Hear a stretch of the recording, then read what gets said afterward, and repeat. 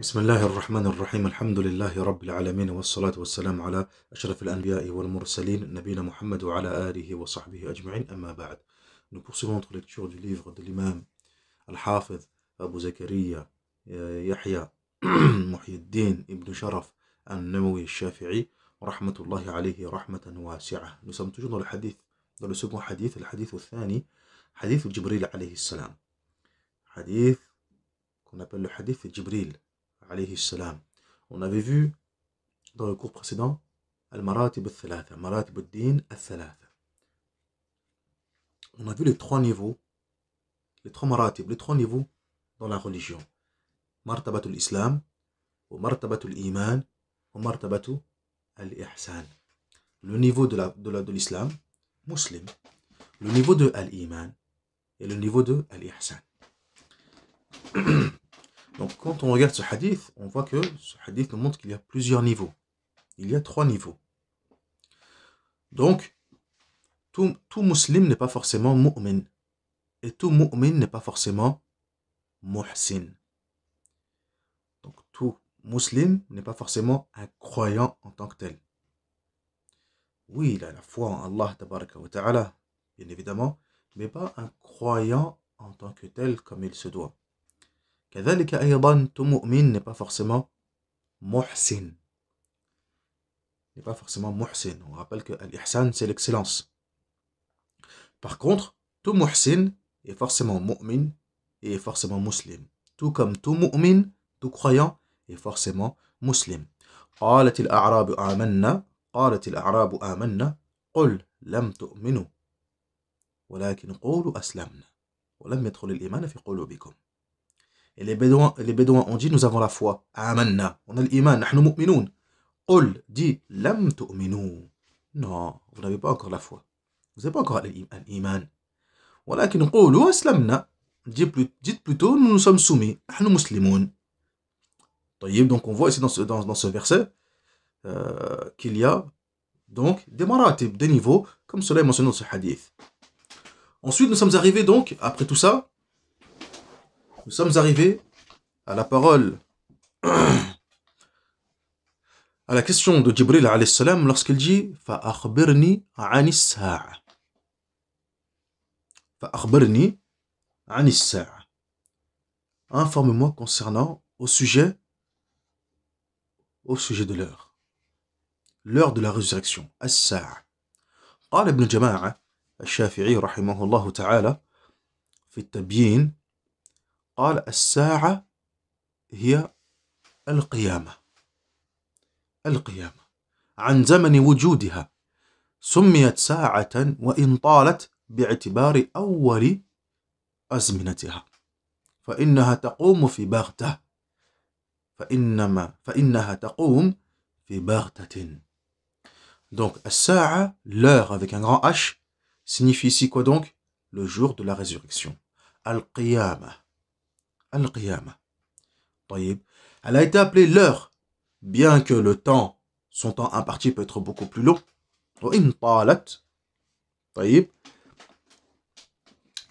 Mais l'heure, en fonction de quoi donc? Du moment, de l'instant T, de l'heure H.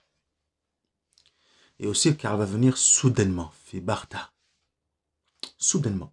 Les gens vont être surpris à ce moment-là. نسأل الله السلامة والعافية. فقال النبي صلى الله عليه وسلم lorsque Jibril alayhi salam l'a interrogé sur cela,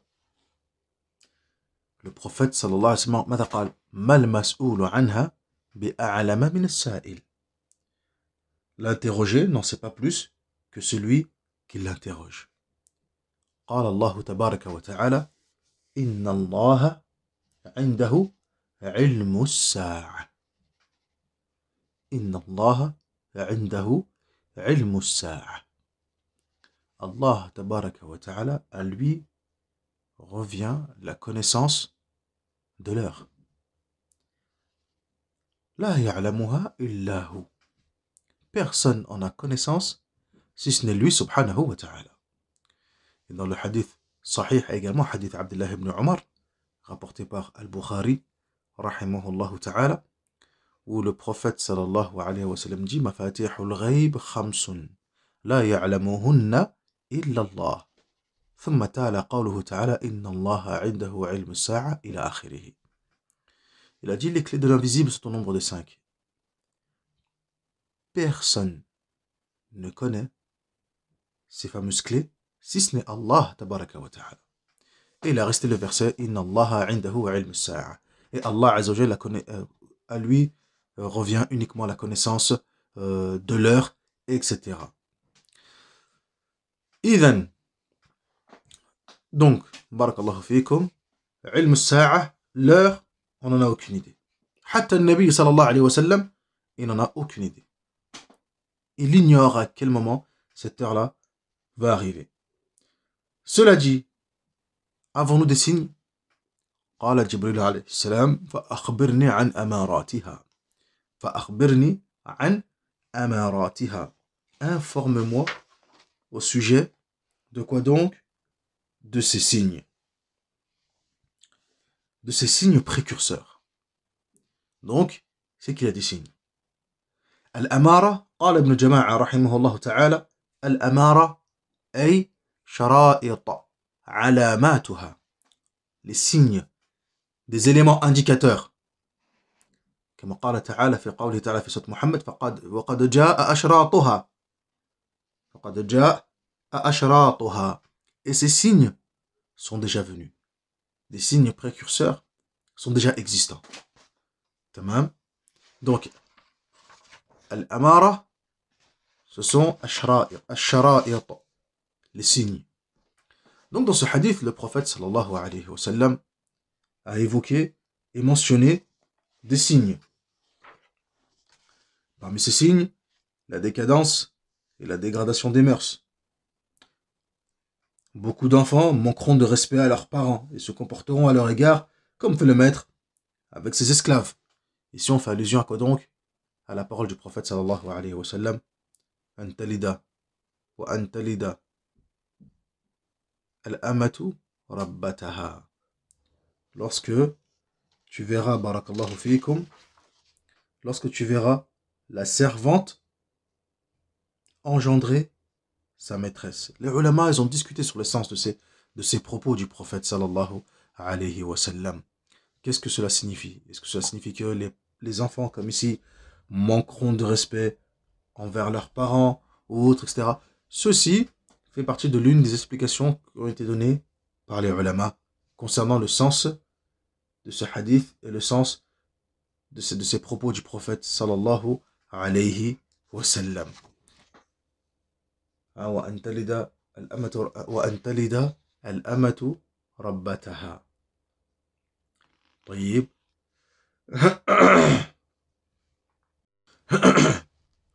D'autres ont tout simplement dit le fait que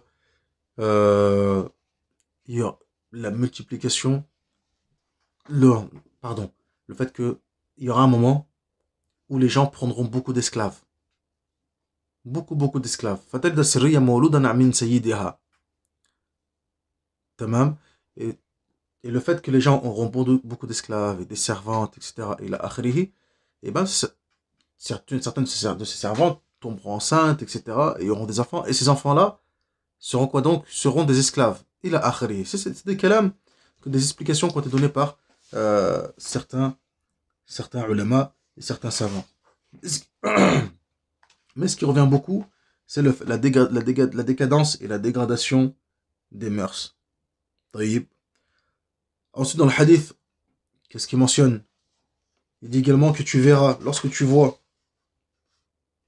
et que tu verras les pâtres miséreux, pieds nus et mal vêtus, rivaliser dans l'édification de construction élevée. Donc ici, le prophète sallallahu alayhi wa sallam a donné deux signes.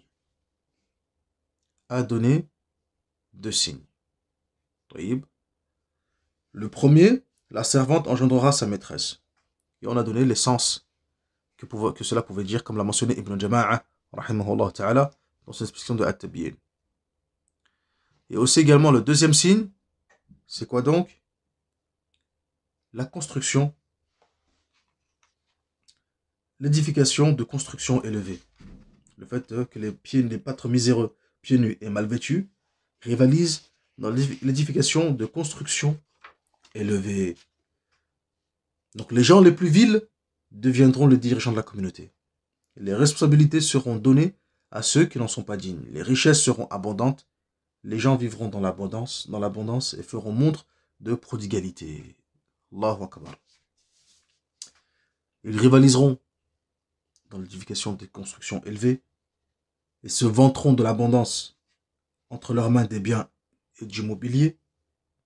Ceux qui, autrefois, étaient des bédouins, des pâtres, etc. et qui vivaient dans l'indigence, dans la misère, comptant sur la bienfaisance d'autrui, accéderont au pouvoir et se montreront hautains avec les gens. La hawla wa la quwwata illa billah. Donc ça, ce sont des signes que le prophète Mohammed sallallahu alayhi wa sallam a donné en réponse à la question de Jibril alayhi salam, fa akhbirni an as-sa'a. Informez-moi de ces signes précurseurs.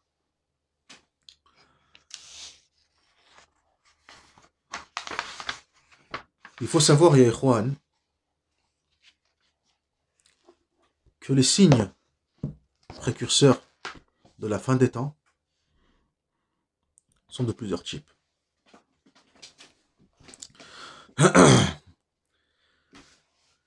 Les signes de la fin des temps, en tant que tels, alamat as-sa'a, en tant que tels, sont de deux types. Déjà, ils sont nombreux et ils sont de deux types. Comme قال العلامة الفقيه Cheikh Mohammed ibn Abdullah Jordani al-Shafi'i rahimahullah ta'ala. As-sughra wal-kubra.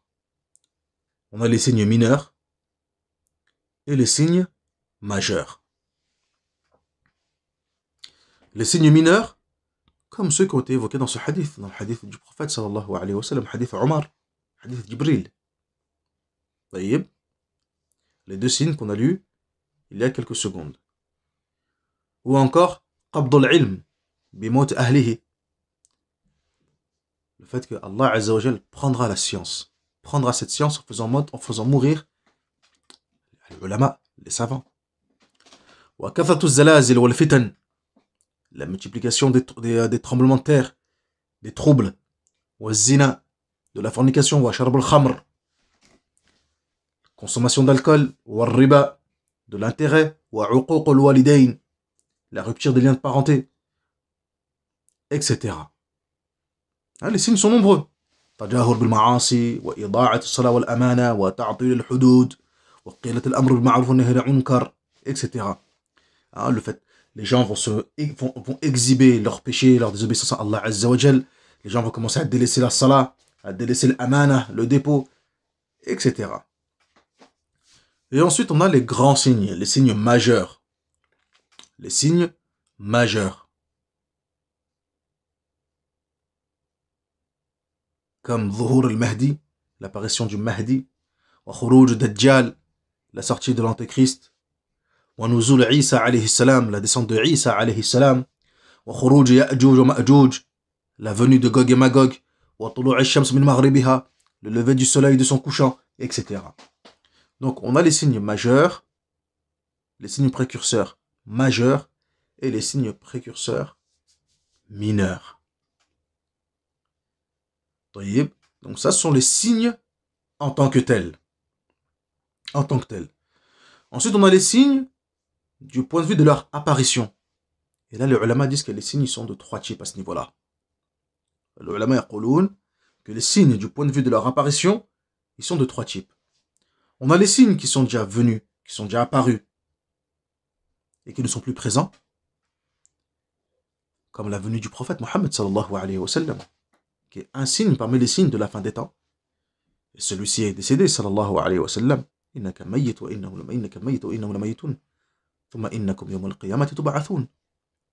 Certes, tu vas mourir. Innaka mayyit wa innahum lamayitun. Ainsi que eux également vont mourir. Thumma innakum yawm al-qiyamati tub'athun. Et ensuite, le jour de la résurrection, vous serez à nouveau ressuscités. Donc, le Nabi sallallahu alayhi wa sallam est décédé, il est mort. Ce signe a disparu avec lui, sallallahu alayhi wa sallam. Ensuite, on a des signes qui ont apparu et qui sont toujours présents. Il y a des signes qui ont apparu qui sont toujours présents. Comme le fait, l'exhibition des péchés, la multiplication des tremblements de terre, zina ou ashab al-khamr, etc. Et enfin des signes qui n'ont toujours pas parvenus encore. Des signes qui n'ont pas encore fait leur apparition. Donc les signes, du point de vue de leur apparition, sont de trois types. Ceux qui ont déjà été apparents et qui ont disparu, ceux qui sont toujours présents et ceux qui n'ont pas encore fait leur apparition. Jamil. Ensuite, dans le hadith, ثم انطلق يعني ذهب الرجل السائل. L'homme, il est parti. Il dit Omar, radhiyallahu anhu, ثم انطلق. Ensuite, il est parti. فلبثت مليا. Il est parti et je suis resté un instant, un moment. قال ابن جماعة مليا, un moment, je suis resté un moment. مليا قال أي زمنا طويلا, c'est-à-dire un long moment. زمنا طويلا, c'est-à-dire un long moment. Pas uniquement juste فقط un petit moment tout ça. لا, زمن طويل. كما قال ابن جماعة رحمه الله تعالى. Et ensuite le prophète sallallahu alayhi wa sallam de dire ثم قال يا عمر أتدري من السائل. Oh Omar, sais-tu celui, connais-tu celui qui a interrogé, qui a interrogé? Sais-tu qui a interrogé? قال عمر قلت الله ورسوله أعلم. Le prophète, Allah ainsi que son prophète savent plus. Et là le prophète sallallahu alayhi wa sallam de répondre إنه جبريل آتاكم يعلمكم دينكم. Il s'agissait de Jibril qui est venu vous enseigner votre religion. Donc dans ce hadith, après avoir mentionné et terminé avec les signes de l'heure, l'homme s'est levé et s'en est allé.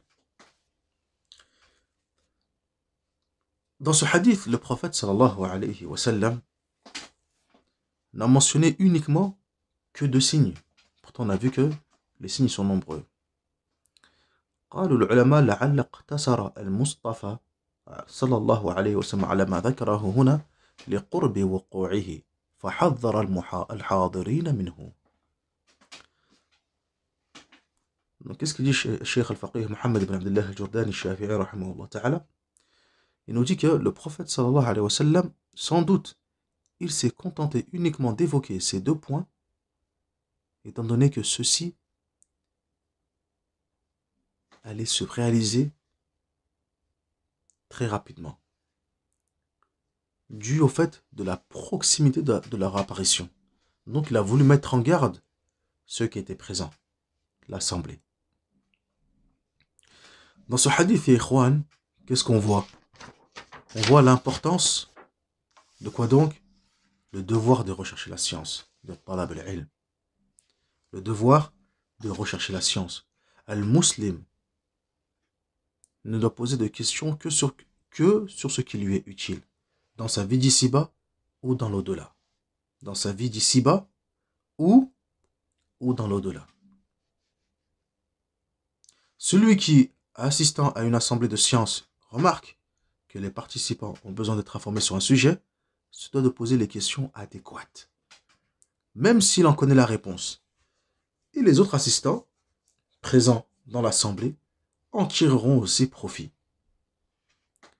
Donc l'importance de talab al-ilm, on se rappelle le hadith du prophète sallallahu alayhi wa sallam, hadith Anas ibn Malik, talab al-ilm faridatun ala kulli muslim. L'étude de la science est une obligation pour tout musulman.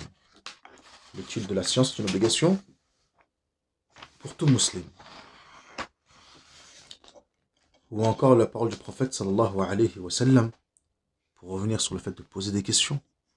Innama shifa'ul 'ayy as-su'al. Le remède à l'ignorance, c'est la question. Le remède à l'ignorance, c'est la question. Il ne faut pas hésiter à poser des questions. Il ne faut pas hésiter à faire des recherches et à se renseigner au sujet de sa religion et d'étudier talab al-ilm. Les hadiths concernant talab al-ilm sont nombreux. Fada'il al-ilm et les mérites de la science sont nombreux. Mais il ne faut pas oublier qu'il y a des éléments de la religion qui sont obligatoires à chacun de connaître. Obligatoires. Et que dans talab al-ilm, dans l'étude de la science, il y a un adab. Il y a un adab. Une bienséance. Une façon de faire. Comme on l'a vu dans le début de la lecture du hadith de Jibril, dans la lecture du hadith de Jibril, alayhi salam. Et lorsqu'on pose des questions également, il y a une façon de poser la question. Lorsqu'on a demandé à Abdullah ibn Abbas, comment il a obtenu cette science, فقال بلسان سؤول وقلب عقول. بلسان سؤول وقلب عقول. Par le biais d'une langue qui ne cesse de poser des questions, d'interroger, et un cœur qui raisonne, qui réfléchit. وقلب عقول.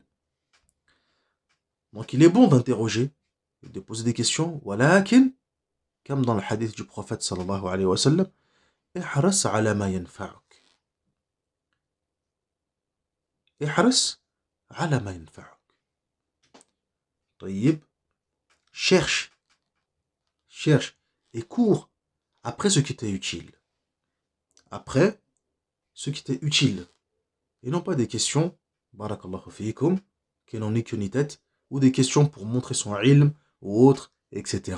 هذا منهي عنه. Cela est interdit. Quant au questionné qui ne connaît pas la réponse, il se doit de répondre La adri. Je ne sais pas. Allahu a'lam. Allahu a'lam. طيب. Ensuite, les ulama ont discuté sur le fait de dire Allahu wa rasuluhu a'lam. Les ulama, concernant le hadith de Omar, ils ont débattu et discuté sur cette question. فقالوا, cela est permis de dire Allah wa rasuluhu a'lam de son vivant. Lorsque celui-ci était vivant, sallallahu alayhi wa sallam. Comme dans le hadith rapporté par l'imam al-Bukhari et l'imam Muslim, rahmatullahi alayhima, hadith Mu'adh ibn Jabal, lorsqu'il dit كنت رديف النبي صلى الله عليه وسلم فقال لي يا عمر يا معاذ أتدري ما حق الله على العباد وما حق العباد على الله قلت الله ورسوله أعلم. قلت الله ورسوله أعلم. J'étais derrière Adodan, derrière le prophète sallallahu alayhi wa sallam, lorsque celui-ci me dit Ô Mu'adh, connais-tu le droit d'Allah envers ses serviteurs et le droit des serviteurs envers Allah? Et je dis Allah et son messager savent mieux.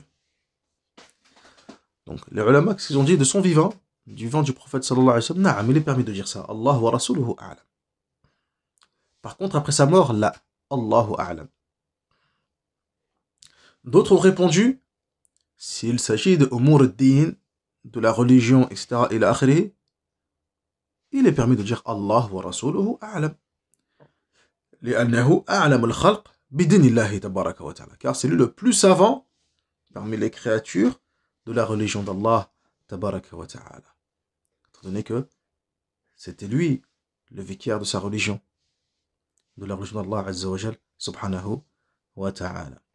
طيب, cela dit الأفضل على كل حال الإنسان أن يقول الله أعلم. Donc celui qui est questionné, il n'a pas de mal à dire Allahu a'lam. وهذا ليس عيب. Et ceci n'est pas honteux. Que le savant dise Allahu a'lam, la adri, je ne sais pas. C'est une marque de scrupule, de piété et de science authentique. Les sahaba, as-sahabatu, lorsqu'on leur posait une question, ils orientaient la question vers un autre sahabi. Et l'autre sahabi il en faisait de même, de telle sorte que cela revenait au premier à qui on a posé la question. Par scrupule, wara. Subhanallah. Tamam. Wara. Le scrupule. طيب.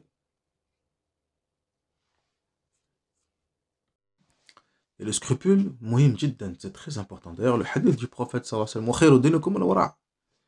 Et l'une des meilleures choses dans votre religion, c'est quoi donc? C'est le scrupule, al-wara'. نكتفي بهذا. On va s'arrêter là, Inch'Allah, tabaraka wa ta'ala. Walhamdulillahi rabbil alamin. Donc, on a terminé avec le hadith Jibril, alayhi salam. Et on poursuivra, Inch'Allah, tabaraka wa ta'ala, في الدرس القادم, dans le prochain cours, avec le troisième hadith. Inch'Allah, tabaraka wa ta'ala, walhamdulillah rabbil alamin, wa sallallahu ala nabina Muhammad, wa ala alihi wa sahbihi ajma'in.